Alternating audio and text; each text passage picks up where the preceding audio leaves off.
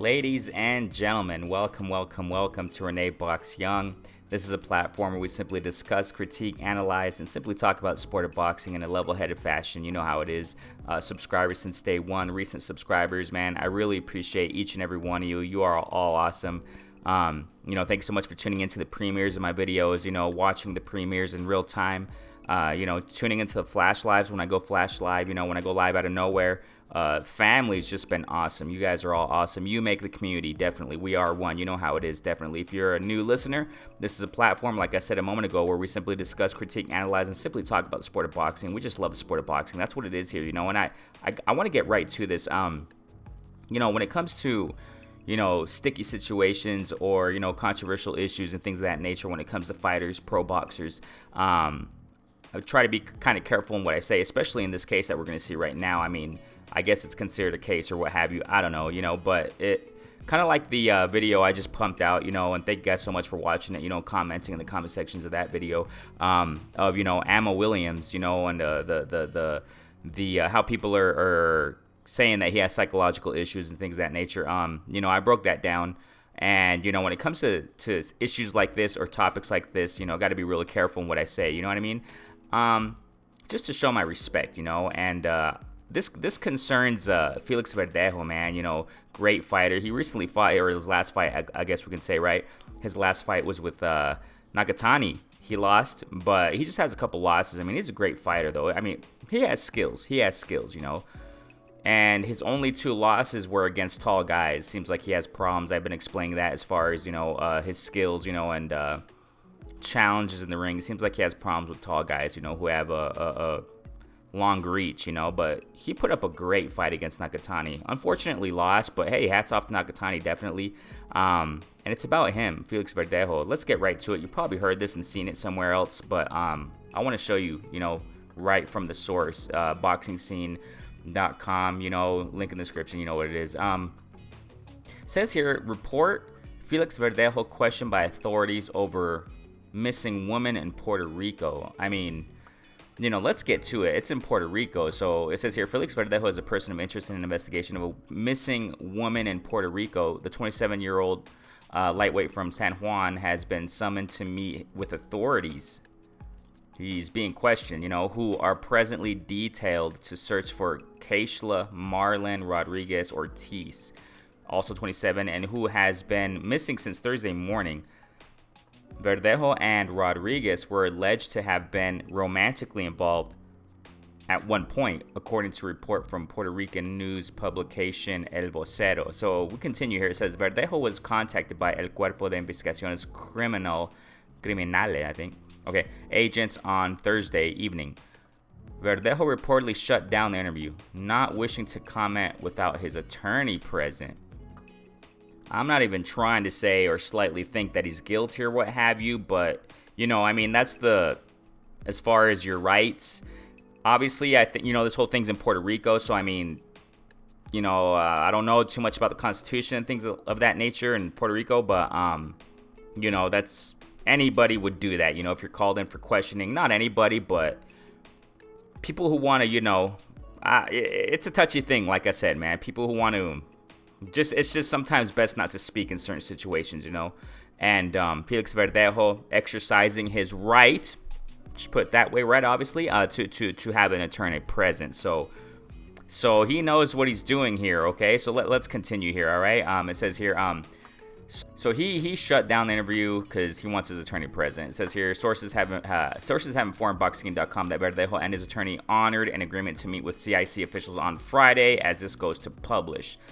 So it's today, at least, in other words, right? By the time you see this video, it's probably going to be another day, another week, or what have you, right? It says here, Rodriguez was declared missing, the woman, after it was learned that she was absent from her job Thursday morning. The case was first reported after Berenice Nicole Rodriguez's sister posted a video on her personal Facebook page to reveal that her sister was missing and asked for her fellow islanders for help in finding her. Authorities in Puerto Rico have since issued a pink alert. Okay, so apparently this is what it explains here. A new bill passed last October to speed up the process of locating a missing woman due to the disturbingly growing trend of gender violence on the island. So an alert, a bill here. The alert is utilized for women 18 years of age and older whose disappearances are linked to domestic violence, hate crimes, or crimes of a sexual nature. Okay, so according to the investigation, the last known location of Rodriguez was at. Okay, so here's like the link here. The last known location for Rodriguez was at Verdejo's home, where she allegedly arrived with the pregnancy test. So it's alleged, obviously, okay? And in tow, and to inform the boxer that he was the father. So Verdejo was one of several people interviewed by police officials assigned to the case as the investigation remains ongoing. So, I mean, it's not like he did anything. I mean, you know, obviously everything's premature, but at this point, but, you know, it was one of several people interviewed. So, you know, according to what's going on here, you know, the girl Rodriguez, hey, you know what? You're the father, and I'm assuming that she was trying to, claim that he's the father so that she can get the, help, financially or what have you to support the child, soon to be child. So it's all alleged. I mean, sometimes there are people, you know, women, we've seen it time and time again where there are famous people or what have you, athletes, and, you know, when they become famous and successful musicians, whatever. Sometimes women come around out of nowhere and say, hey, you know, he did this to me years ago, and, you know, I want, and then they do a settlement thing outside of court or something. They take them to court, lawsuit, and then they settle it outside of court, what have you. It can be a case like that, but who knows? I mean, I'm not saying it's like that, but I mean, who knows, right? But it's interesting how, you know, this caught my attention. Put it that way. This whole case caught my attention because, you know, they're looking for Felix Verdejo. And one of the reasons why it caught my attention, because Mexico, we have something similar to that. To those who don't know, new listeners or what have you, I live in Mexico, been here for a long time, okay? Many years.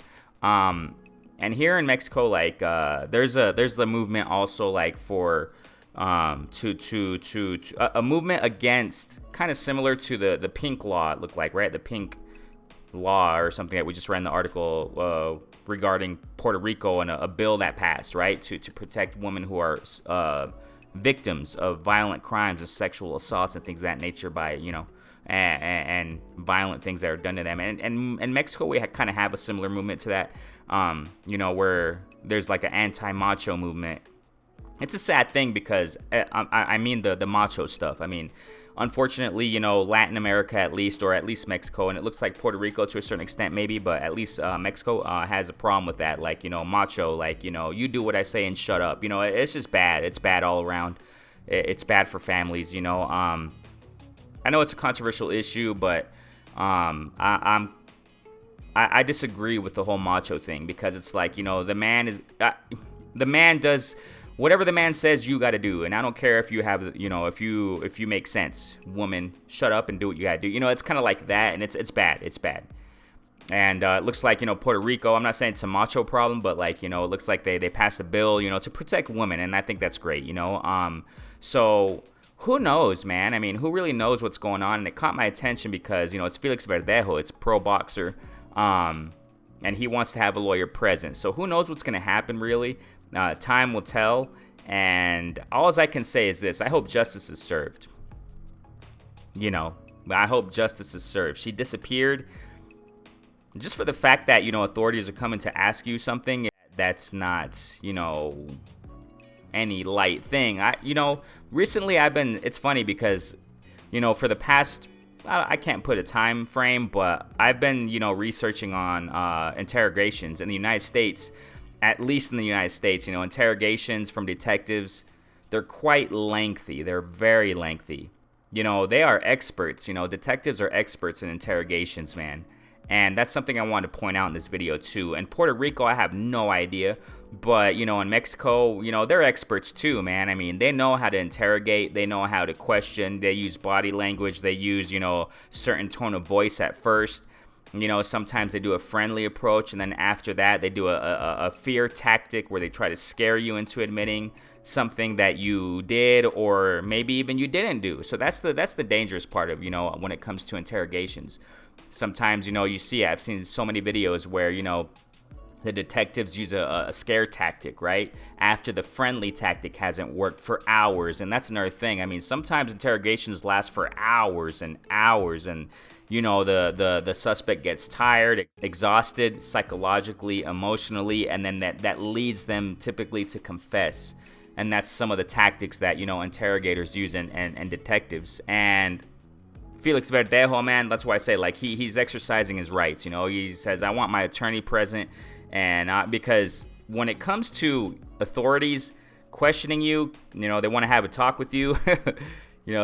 Typically that's a talk, depending on how serious it is, and usually when it comes to cases like this where someone's disappeared and you were the last person to see that person that disappeared, the victim, those talks are going to be a long time. So I think Felix Verdejo knows about that, and it's crazy because in other countries, man, sometimes, interrogators, they beat you, man. I mean, this is just the truth, interrogators, sometimes they get, law enforcement beats them and kind of accuses them as guilty before they even, it's like the other way around, guilty until proven innocent, and I hope with the case and with Felix Verdejo that, innocent until proven guilty, and I just hope that justice is served. I hope that this is not a case where, someone's trying to take advantage of Felix Verdejo. And again, I reiterate, man, I have no idea. We have no idea what's going on. We got to wait. Time will tell.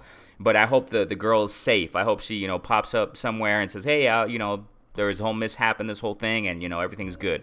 But who knows, man, because it looks kind of weird, man. It looks kind of weird. And like I said, I reiterate, when you are just, speaking generally, when you are the last person to see somebody before they go missing, then, you're usually going to be targeted to be interviewed.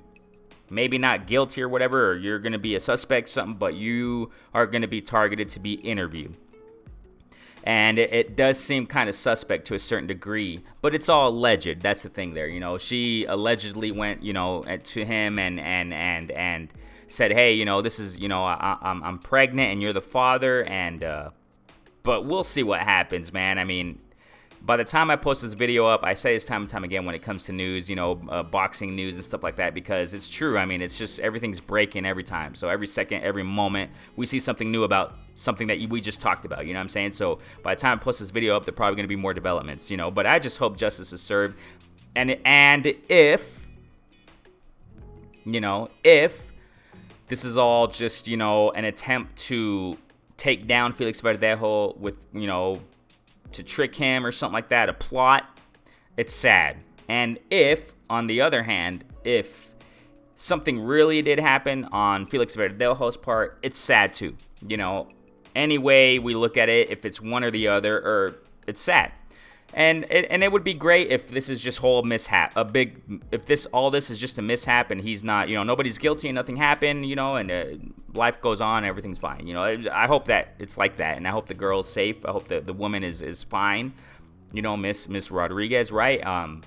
But we've seen many times, and we know that there have been a lot of cases with pro boxers and athletes that are true and real.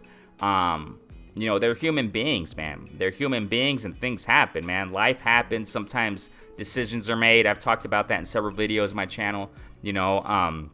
Just posted one up recently about a former NFL player who committed suicide after killing several people. I got it on my channel. You can check it out.